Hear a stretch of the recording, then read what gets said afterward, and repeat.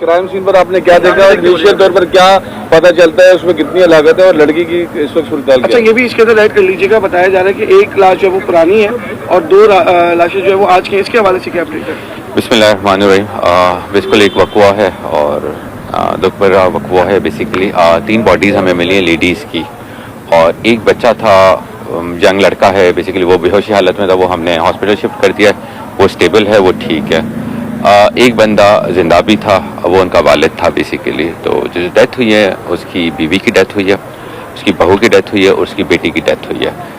कुछ चीज़ें जो आपने मुझसे अभी पूछी कि एक पुरानी है या नहीं है, मैं थोड़ा सा ज़ाहिरन कह सकता हूँ कि हाँ, एक दिन पुरानी हो सकती है, उससे ज़्यादा मैं कमेंट नहीं कर सकता। 2 जो हैं वो प्रोबेबली फ्रेश लगती हैं, बट पोस्टमार्टम हो जाए, चीज़ें आ जाए तो उसके ज़्यादा हम ज़्यादा कमेंट करके क्लियर कर सकते हैं इस चीज़ को।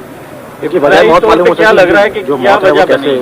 वजह मौत पे अगर मैं ओपनली बात करूं आपसे कि मुझे अगर कोई मार्क नजर आए फिजिकल, कोई चाकू का या गोली का, कोई इस तरह का मार्क या ब्लड वूंड हो, इस तरह की कोई बात नहीं है, कोई चीज़ नज़र नहीं आ रही।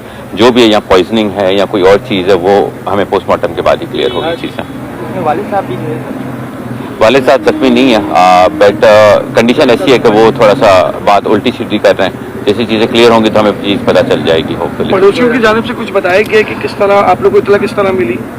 इतला तो इनके भाई ने दी है। बेसिकली भाई को कैसे पता चला, उनकी बहन को कॉल आई थी तो वो आए हैं।